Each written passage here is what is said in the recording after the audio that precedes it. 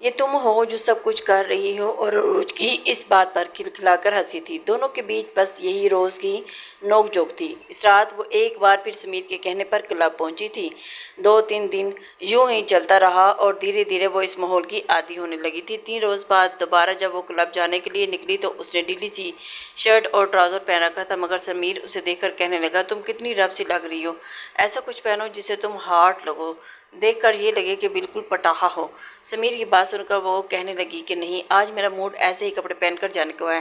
مگر سمیر کہنے لگا کہ ارے نہیں، تم مجھے ان کپڑوں میں بالکل بھی اچھی نہیں لگی، چلو میں تمہیں نئی ڈریس دلاتا ہوں، سیلون سے تیار ہو جاؤ، پھر سیدھا ہم کلب چلتے ہیں۔ وہ اسے انکار کرتی رہی، مگر اسے سیدھا مال لے جا چکا تھا اور وہاں پر انتہائی بے باک سی انتہائی باریک ساڑی لے کر دی، سوائے اس کے پرائیویٹ پارٹس کے باقی سب اس کی دودیا رنگت باریک سی ساڑی کے پلو میں بالکل واضح تھی۔ جس پل وہ ساڑی پہن کر سامنے آئی تو اسے شرم آ رہی تھی۔ کہنے لگی کہ سمیر، یہ سب کچھ کیا ہے؟ وہ کہنے لگا، ارے پاگل، ویسے تم اتنا ٹائٹ کپڑے پہن کر کالج چلی جاتی ہو اور اب یہ کپڑے پہنتے ہو، تمہیں کیا ہے؟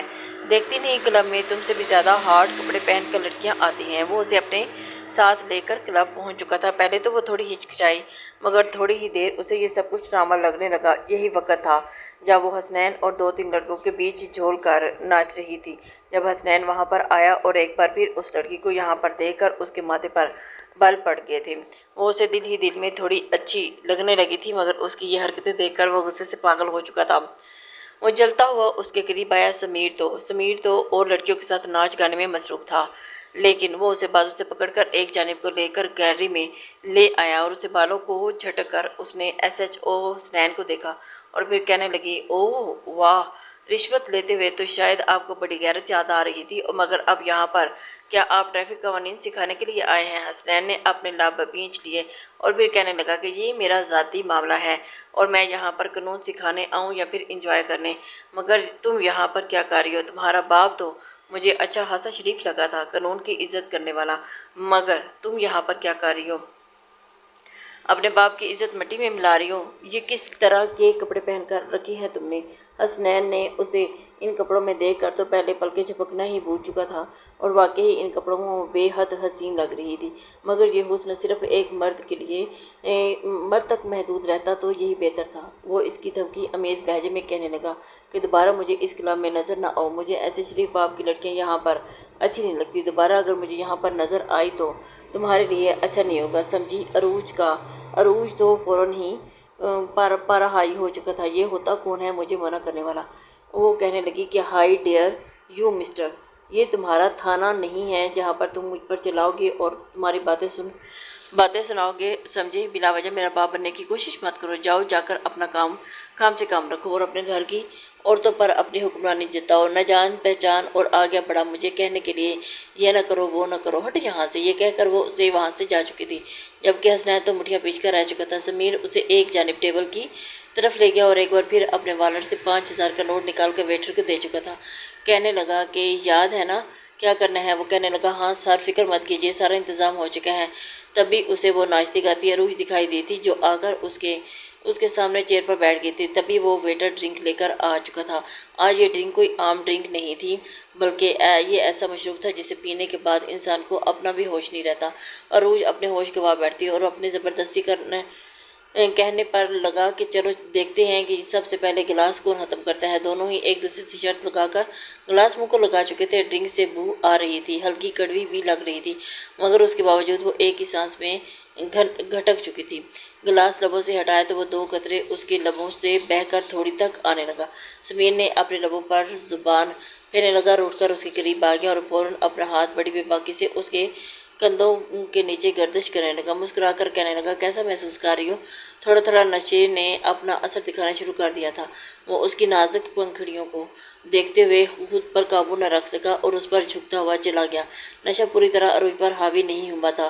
سمیر اس کے لبوں پر جھک چکا تھا اور عروج ابھی بھی ہوش میں تھی۔ سمیر کو اپنے لبوں پر یوں شدتیں لٹاتا دیکھ کر پوری قوت جمع کر کے اس نے اسے خود سے دور کیا اور کہنے لگی کہ سمیر، یہ کیا کر رہے ہو تم؟ آپ میرے ساتھ دور ہٹیں، میں آپ کو صرف اپنا دوست سمجھتی ہوں اور آپ یوں میرے ساتھ قریب نہیں آ سکتے۔ یہ کہتے ہوئے وہ اٹھ کھڑی ہوئی تھی اور تبھی باریک ساڑی کا پلو اس نے اپنے ہاتھ میں پکڑ لیا تھا، کندھے سے نیچے گر گیا اور اسے سنبھالتے سنبھالتے وہ سیدھی ہوئی تھی۔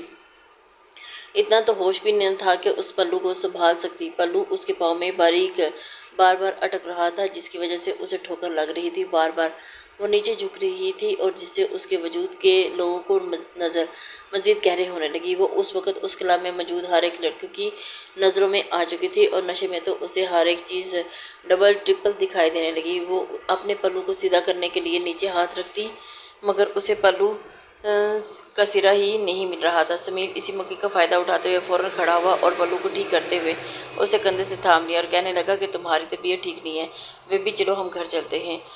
وہ آنکھیں موندے ہی اس کے کندھے پر سر رکھ چکی تھی اور وہ موقع کا فائدہ اٹھاتے ہوئے اسے گیری سے لے جاتا ہوا ہوٹل کی طرف لے جانے لگا تھا۔ راستے ہی میں اس نے ویٹر سے اسے چابی بھی دے دی تھی۔ یہ کوئی پہلی بار نہیں تھا کہ سمیر یہاں پر کسی لڑکی کے ساتھ آیا تھا یا پھر کسی لڑکی کو یوں بیوقوف بنا کر اس کے ساتھ رات رنگین کرنے نہ لگا ہو۔ اسے عروج سے کوئی محبت نہیں تھی، بلکہ وہ اس کے ساتھ صرف چند پل گزارنا چاہتا تھا، ٹشو پیپر کی طرح استعمال کر کے اسے پھینک دینا چاہتا تھا۔ وہ اسے اٹھا کر ابھی ہوٹل کے کمرے کی طرف لے جاتا، تبھی اس کے کندھے پر ایک ہاتھ آیا تھا۔ جیسے ہی سمیر نے پلٹ کر دیکھا تھا تو پیچھے SHO حسنین کھڑا تھا اور ایک زوردار مکہ اس نے سمیر کے منہ پر مارا اور عروج جھولتی ہوئی زمین پر گر چکی تھی۔ سمیر کہنے لگا، کون ہے تو، مجھے کیوں مار رہا ہے؟ دماغ ٹھیک ہے نا تیرا؟ مگر اس کے منہ پر یکے بعد دیگرے کتنے ہی مکے مار چکا تھا اور کہنے لگا، ہمت کیسے ہوئی اس لڑکی کو چھونے کی؟ ہاتھ ہٹا اپنا، اور کہاں لے کر جا رہا تھا اسے؟ سمیر کہنے لگا کہ یہاں پر جس کام کے لیے آئی تھی اسی کام کے لیے لے جا رہا تھا۔ تو بیچ میں کیوں ٹانگ اڑا رہا ہے؟ تجھے بھی اگر چاہیے تو پہلے مجھے یوز کرنے دے اور پھر تجھے بھی دے دوں گا۔ مگر حسنین نے فوراً اپنی باقی ٹیم کو اندر آنے کا آرڈر دے دیا تھا اور نیچے ہنگامہ مچ چکا تھا کہ ان سارے گروہوں کو اور لڑکوں کو پکڑا جانے لگا، اور جو لڑکیوں کی عزتوں کے ساتھ کھیل رہے تھے، اور وہ لڑکیاں بھی پکڑی جا رہی تھی جو پیسوں کی خاطر یہاں پر آتی تھی۔ سمیر کو بھی اچھا خاصا مار کر وہ پکڑ چکا تھا اور بار بار دھمکیاں دینے لگا کہ تو جانتا نہیں کہ میں کون ہوں، میرا تعلق کہاں سے ہے، اور میرا گریبان چھوڑ دے ورنہ تو پچھتائے گا۔ مگر حسنین 2 تھپڑ اس کے منہ پر لگا چکا تھا کہ میں لعنت بھیجتا ہوں تجھ پر اور تیرے پیچھے کھڑے ان لوگوں پر جن کی دھمکیاں تم مجھے دے رہے ہو۔ SHO حسنین سکندر کا نام سن کر تو سمیر کی بھی ہوائیاں اڑی تھی اور سبھی لوگوں کو پکڑ کر حوالات میں بند کروا چکا تھا۔ اس کلب کو سیل کروا دیا گیا تھا، مگر ابھی بھی زمین پر گری منہ میں بڑبڑاتی ہوئی عروج کو اس نے جیل میں نہیں رکھا تھا۔ وہ واپس لوٹا اور اس لڑکی کو باہوں میں اٹھایا اور اپنی جیکٹ اس پر دے چکا تھا اور سیدھا اپنی گاڑی کی طرف لے آیا تھا۔ اگر اسے اس وقت گھر چھوڑ کر آتا تو یقیناً اس کی بدنامی ہو جاتی۔ اپنے گھر بھی لے کر نہیں جا سکتا تھا تو حسنین کا ایک فلیٹ تھا جو یہیں پاس میں ہی تھا۔ اس نے گاڑی سٹارٹ کی اور اس کی طرف جانا شروع کر دیا۔ پورے راستے میں وہ کبھی ہنسنے لگتی تو کبھی کہتی کہ سمیر، مجھے تمہاری شکل اس خڑوس پولیس والے جیسے کیوں لگ رہی ہے؟ اس کے بار بار بڑبڑانے پر حسنین کو غصہ تو آ رہا تھا، مگر جس حالت میں وہ اس کے سامنے تھی وہ چاہ کر بھی اسے کچھ نہ کہہ پایا تھا۔ اپنی باہوں میں ہی بھر کر وہ اسے کمرے میں لے آیا تھا اور عروج کے وجود سے اٹھتی خوشبو اسے بہت کچھ کرنے پر مجبور کر رہی تھی، مگر وہ خود پر قابو پا گیا تھا اور اسے بیڈ پر لٹا چکا تھا۔ وہ بیڈ پر اوندھی لیٹ کر سو چکی تھی، شاید اپنے گھر کا کمرہ سمجھ رہی تھی۔ حسنین نے بغور گور کر ایک نظر اس پر ڈال دی تھی اور اس کا دل بھی مچلنے لگا تھا۔ لاشعوری طور پر اس نے اپنا ہاتھ آگے بڑھایا اور اسے چھونا چاہتا تھا، مگر پھر ہاتھ پیچھے کر کے کمرے سے باہر چلا گیا۔ ساری رات اس نے لاؤنج میں یوں ہی بیٹھ کر گزار دی تھی۔ یہ لڑکی اسے پہلی نظر میں ہی اچھی لگی تھی، مگر اس لڑکی کو آج وہ برے ہاتھوں سے بچا چکا تھا اور اب اسے وہ اپنی عزت بنانے کا سوچ رہا تھا۔ اگلی صبح جب عروج کو ہوش آیا تو وہ خود کو یہاں دیکھ کر گھبرائی تھی۔ رات کے کچھ مناظر اسے یاد آنے لگے تھے اور اسے لگا کہ شاید سمیر اسے یہاں پر لے کر آیا ہے، مگر کمرے سے باہر نکلی تو سامنے حسنین کو دیکھ کر اس کے تو 14 طبق روشن ہو گئے تھے۔ کہنے لگا کہ آپ مجھے یہاں پر کیوں لے کر آئے ہیں؟ سمیر کہاں ہے؟ مجھے گھر چھوڑ جانا چاہیے تھا نا۔ سمیر کے ساتھ کیا کیا آپ نے؟ حسنین نے گھور کر اسے دیکھا، کہنے لگا، اٹھ گئی ہو محترمہ، جانتی ہو کل رات تم کس حالت میں تھی؟ ملی ہو اور تمہارا وہ سمیر جو تمہیں یوز کرنے کے لیے ہوٹل کے کمرے تک لے کر جا رہا تھا، مجھ سے اچھی خاصی پٹائی کروانے کے بعد جبڑا تڑوا کر اب جیل میں بیٹھا ہوا ہے۔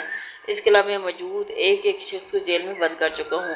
یقین نہیں آتا تو نیوز میں دیکھ لو۔ حسنین نے ہاتھ میں ریموٹ پکڑ کر لاؤنج میں دیوار پر لگی ٹی وی آن کی تھی اور نیوز میں اس شہر کی یہ خبر چل رہی تھی، جسے دیکھ کر اس کا چہرہ بالکل سفید پڑنے لگا تھا اور وہ گھبرا چکی تھی۔ خدا نہ خواستہ اگر وہ بھی ان سب کے بیچ میں شامل ہوتی تو اس کے باپ کی بنی بنائی عزت مٹی میں مل جاتی۔ چہرے پر ایک خوف اور شرمندگی در آئی تھی۔ وہ گھبرا کر کہنے لگی کہ میں آپ کا یہ احسان زندگی بھر نہیں بھولوں گی۔ آپ نے مجھ پر بہت بڑا احسان کیا ہے، لیکن آپ مجھے گھر کیوں نہیں چھوڑ کر آئے؟ جانتے ہیں اب تک تو یہ خبر پتہ نہیں کہاں کہاں تک پھیل چکی ہوگی۔ میرے بابا کی عزت پر انگلیاں سیٹ رہی ہوں گی۔ اور تو اور وہ خود ہی منہ میں بڑبڑا کر بول رہی تھی، جب حسنین اسے جو گھبراتا ہوا دیکھ کر کہنے لگا کہ اگر اتنی ہی فکر تھی تو کس نے کہا تھا کراتوں کو کلب میں جاؤ؟ کیا شریف گھر کی لڑکیاں ایسا کرتی ہیں؟ تمہاری جگہ اگر میرے گھر کی کوئی لڑکی ایسا کرتی تو اب تک نہ جانے اس کا میں کیا حشر کر چکا ہوتا۔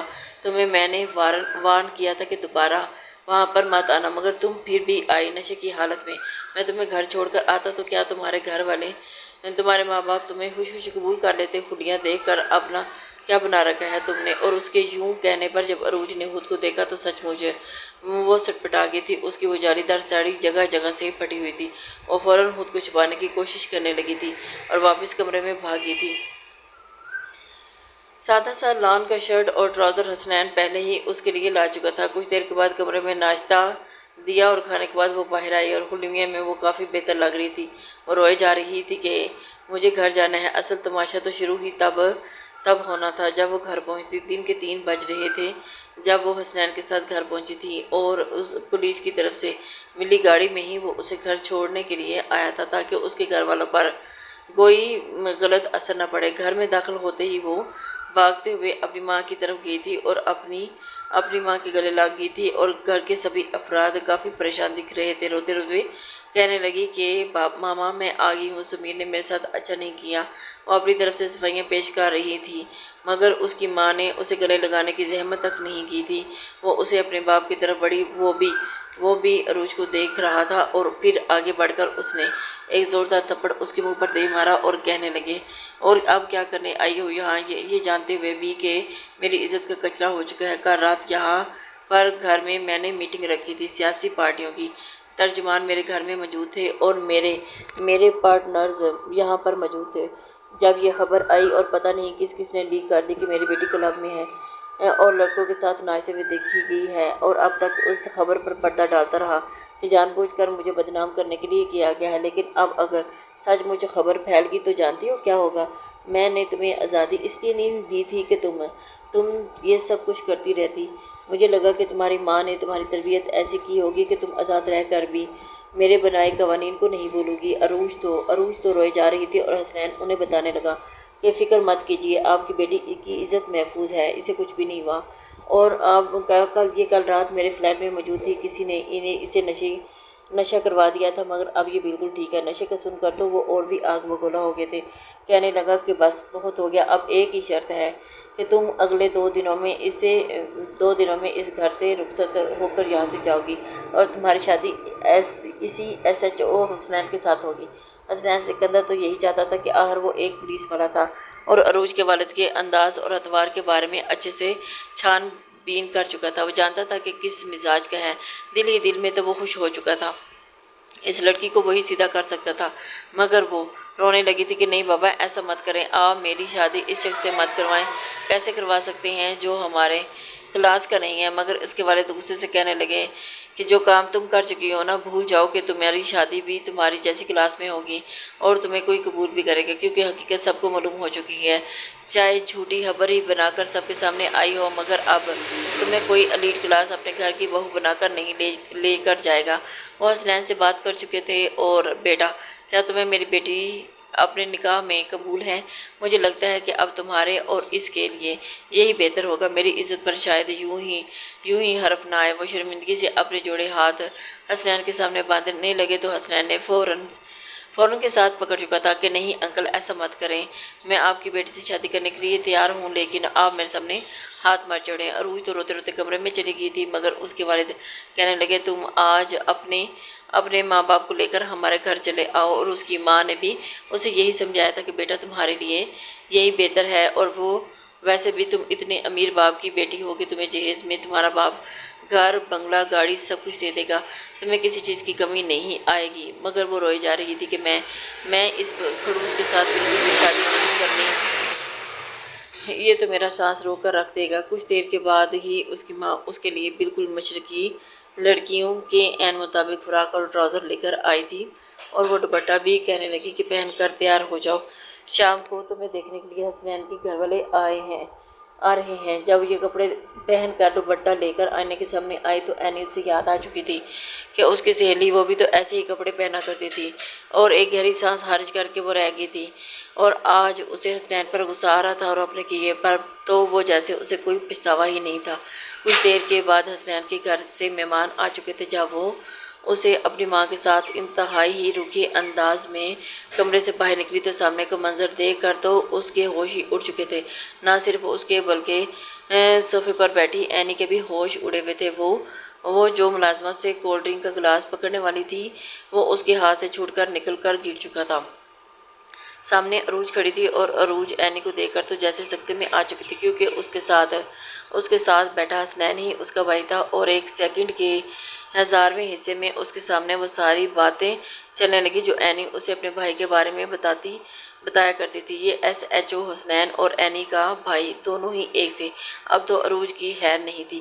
اینی کو ہڑبڑایا ہوا دیکھ کر حسنین جی بھر کر مسکرایا تھا، کیونکہ وہ پہلے سے ہی جانتا تھا کہ یہ لڑکی اس کی بہن کی دوست ہے، اور ایک بار وہ جب اسے کالج لینے آیا تھا تو وہ اسے اس کے ساتھ دیکھ چکا تھا۔ وہ اکثر اپنے بھائی کے ساتھ بیٹھ کر عروج کی باتیں کیا کرتی تھی کہ وہ کتنی آزاد خیال ہے اور وہ کیا کچھ کرتی رہتی ہے اور اس کا مذاق بناتی ہے۔ وہ اسے کہہ بھی چکا تھا کہ تمہاری دوست کی شادی اگر مجھ سے ہو جائے نا تو بالکل سیدھی لکیر کر کے تمہیں واپس کر دوں گا۔ اینی اسے بتا چکی تھی کہ ہم دونوں تو کالج میں ایک ساتھ پڑھتے ہیں، دونوں بیسٹ فرینڈ ہیں۔ عروج اس کے پاس آ کر بیٹھ چکی تھی۔ اینی کا تو دماغ گھوم رہا تھا، سمجھ نہیں آ رہی تھی کہ کیا کرے تو کیا نہ کرے۔ اس کا بھائی بھلا ایسی لڑکی سے شادی کر رہا تھا اور اس کے مزاج کی مختلف تھی، وہ تو سر پکڑ کر ہی بیٹھ چکی تھی، جبکہ پہلی ملاقات میں فوراً منگنی کی بھی رسم ادا کر دی گئی تھی۔ 2 دن کے بعد آنے والے جمعے کو رخصتی رکھ دی گئی تھی۔ اینی کو تو سمجھ نہیں آ رہی تھی جہیز میں بنگلہ گاڑی سب کچھ دینے میں۔ جب عروج کے والد نے بات کی تو حسنین نے فوراً سے پہلے منع کر دیا تھا، کہنے لگا کہ نہیں، ہمارے پاس اللہ کا دیا سب کچھ ہے انکل، ہم کچھ بھی نہیں لے سکتے، اور آپ کی بیٹی اسی میں ہی میرے ساتھ گزارا کرے گی، اب مجھے آپ سے کچھ بھی نہیں چاہیے۔ وہ 2 دن چٹکی بجا کر گزر چکے تھے اور شادی کا روز آ چکا تھا۔ وہ دلہن بنی بیٹھی تھی، مگر اس نے تو خود کو تیار کرنے کی کوشش نہیں کی تھی، اور وہ بالکل جس سلون سے وہ تیار ہونے کے لیے گئی تھی اسی میں ایسے ہی وہاں پر ہیلپرز بار بار اسے کہہ چکی تھی کہ آپ کو ویکس کروانی ہے یا پھر کسی بھی طرح کی کوئی بھی سروس چاہیے تو آپ ہمیں بتا سکتی ہیں۔ وہ پروفیشنل انداز میں اسے کہہ رہی تھی، مگر وہ نفی میں سر ہلا چکی تھی، اور پھر نہیں، مجھے کچھ بھی نہیں کروانا، مجھے بس کچھ بھی نہیں کروانا۔ وہ تو اگر آپ بھی چاہتی ہیں تو خود پراپر تیار کر کے جاتی تھی، مگر اب اسے حسنین کے ساتھ چیڑ اور ضد کا ہی نتیجہ تھا کہ اس نے نہ ویکس کروائی تھی اور نہ ہی ٹھیک سے تیار ہوئی تھی۔ سادگی میں بھی وہ قیامت ڈھا رہی تھی، رہتے ہوئے بھی اس نے سفید جوڑا پہنا تھا، جس کی وجہ سے جس وقت اس کا نکاح ہونے لگا تو کتنی دیر اس نے اپنے نکاح نامے پر سائن نہیں کیے تھے۔ حسنین اسے گور کر دیکھ رہا تھا۔ جب وہ گور کر اپنے باپ اور ماں کو دیکھ کر کہنے لگی تھی کہ یاد رکھیے گا بابا، اس نکاح نامے پر سائن کرنے کے بعد اپنے دماغ میں یہ بات بٹھا لیجیے گا کہ آپ نے بیٹی رخصت نہیں کی بلکہ بیٹی کا جنازہ اٹھایا، سفید کفن ہے میرے لیے یہ جوڑا۔ یہ کہتے ہوئے وہ پٹ کر رو رہی تھی کہ تبھی وہاں پر پیچھے کھڑی اینی کا فلک شگاف کہہ کر بلند دبا تھا۔ وہ ہنس پڑی تھی اور سب اس کی جانب اسے دیکھنے لگے۔ ہنس کر اچانک کہنے لگی کہ قسمت سے عروج، تمہارے منہ سے ایسی باتیں اچھی بالکل بھی نہیں لگتی، سوٹ نہیں کر رہی، کچھ اور بولو۔ مجھے تو لگ رہا ہے کہ جیسے تم عروج ہی نہیں۔ لیکن اگلی ہی بار سب کو سنجیدہ دیکھ کر اینی اپنے ہونٹوں پر ہاتھ رکھ چکی تھی۔ نکاح ہو چکا تھا اور وہ رخصت ہو کر بھی ان کے گھر آ چکی تھی، اور اینی عروج کو پکڑ کر اپنے بھائی کے کمرے میں بھی بٹھا گئی تھی، تک لائی تھی۔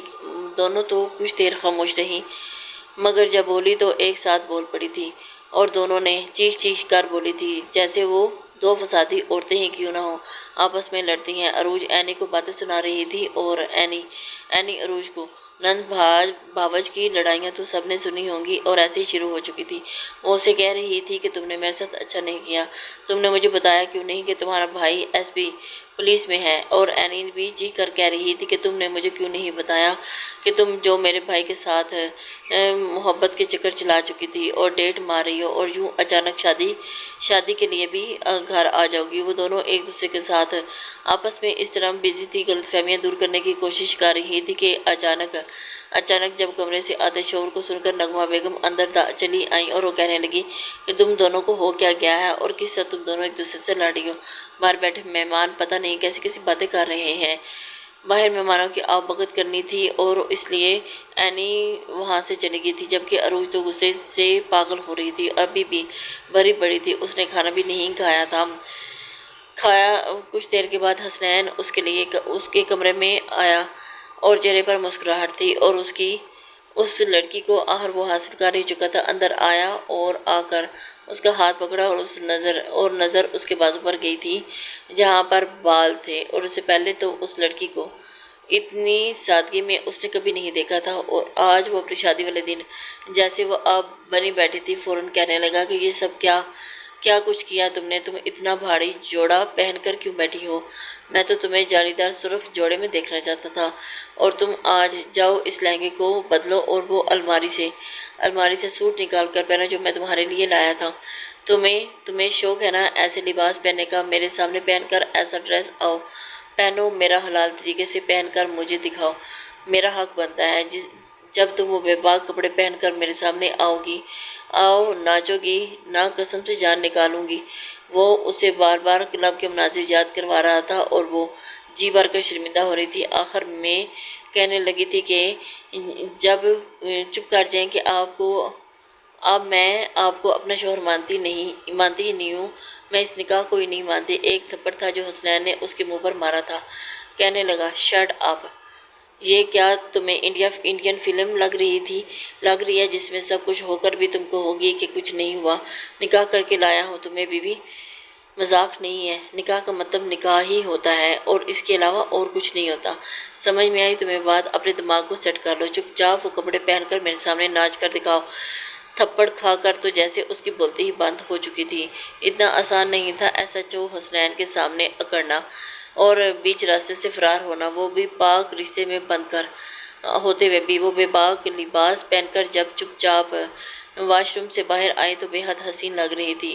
حسنین اسے دیکھتے ہی رہ گیا تھا، مگر اسے سبق سکھانا بھی ضروری تھا، سکھانا چاہتا تھا۔ کہنے لگا کہ ہاں ناچو جیسے اس وقت ان لڑکوں کے بیچ میں ناچ رہی تھی۔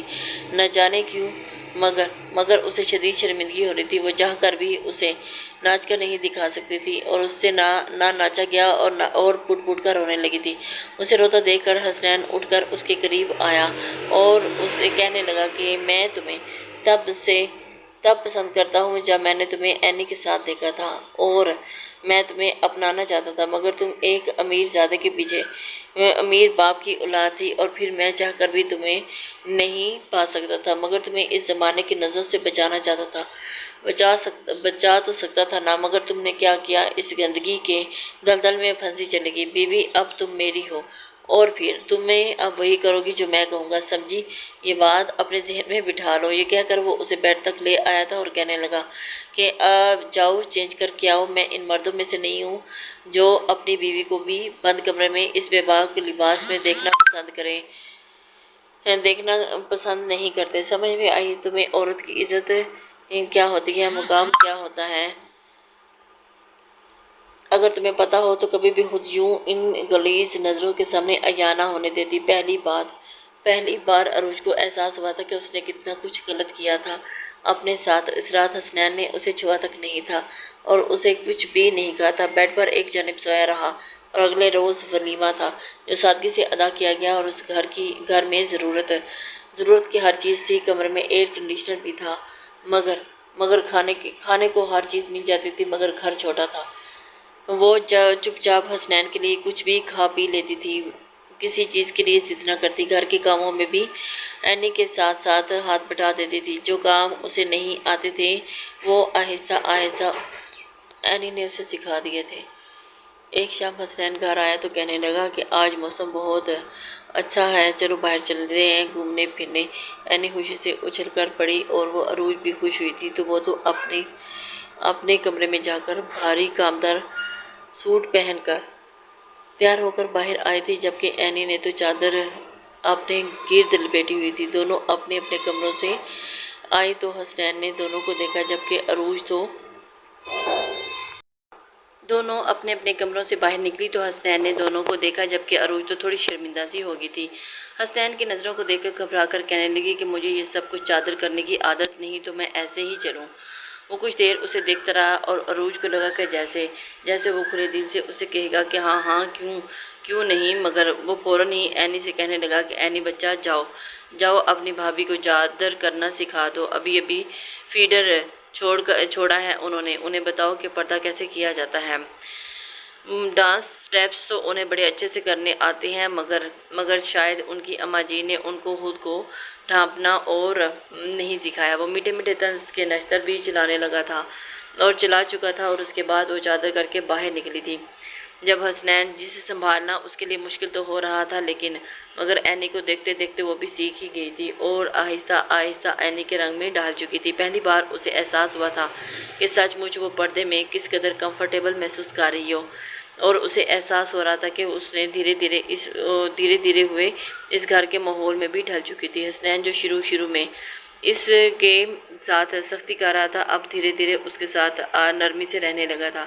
اپنے ماحول میں ڈھلتا دیکھ کر اس کے ساتھ رویہ اپنا کچھ بہتر کر چکا تھا، ٹھیک کرنے لگا۔ جس طرح حسنین اس کی عزت کرتا، اس سے پیار سے بات کرتا اور غلط کام پر اسے سمجھاتا، سختی کرتا، یہ بات عروج کو بھی اس بات سے محبت کرنے پر مجبور کر چکی تھی۔ 6 مہینے کے عرصے میں بالکل بدل کر رہ چکی تھی، اور اس کے والد اور اس کی ماں اس کی اسی سیاسی پارٹی میں شمولیت پر سلیکشن ہونے پر ایک بہت بڑی دعوت رکھی تھی۔ جب وہ اس کے حسنین کے ساتھ تیار ہو کر وہاں گئی تو ہر ایک کوئی اسی پر نظریں مرکوز تھی۔ اسے تو یقین ہی نہیں کر پا رہے تھے کہ اپنا ڈیزائنر اور چست کپڑوں کی شوقین عروج شادی کے بعد اتنی بھی بدل سکتی ہے، اور خوبصورت سی لانگ کامدار قمیض ٹراؤزر میں دوپٹے کو سلیقے سے کندھے پر ڈالے رکھ سکتی ہے۔ سب ایک دم سے دیکھ کر حیران تھے۔ واقعی اب تو وہ ایک مشرقی لڑکی لگ رہی تھی، اور ہر کوئی عزت کی نگاہ سے دیکھ رہا تھا۔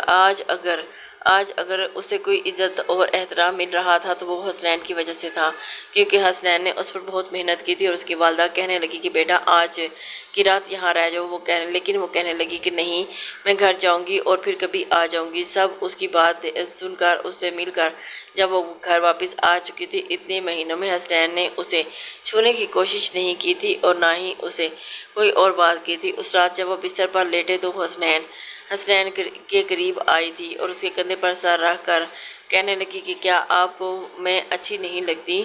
حسنین کہنے لگا کہ اچھی لگتی ہو، تبھی تو میری بیوی بن گئی ہو۔ وہ کہنے لگا اچھا، تو کیا آپ ابھی بھی مجھ سے ناراض ہیں؟ میں نے آپ کے لیے خود کو کتنا بدل لیا ہے۔ وہ کہنے لگا کہ نہیں، تم سچ میں اچھی بیوی بن چکی ہو، مگر یہ سوال کہ کیوں؟ وہ کہنے لگی کہ اچھا، پھر آپ بھی اچھے شوہر بن جائیے نا۔ حسنین اس کی جانب چہرہ موڑ کر کہنے لگا کہ اچھا، وہ کیسے؟ وہ شرمائے ہوئے انداز میں اس کی جانب دیکھنے لگی، کہہ رہی تھی کہ اچھے شوہر تو بیویوں کو خوش رکھتے ہیں، اور میں نے سنا ہے کہ میاں بیوی کے بیچ ایک وہ والا رشتہ بھی ہوتا ہے جو آپ نے ابھی تک میرے ساتھ ایک بھی نہیں نبھائے نہیں۔ اور بچوں کی طرح منہ بنا کر جب وہ بولی تو حسنین کی آنکھوں میں شرارت سوجی تھی۔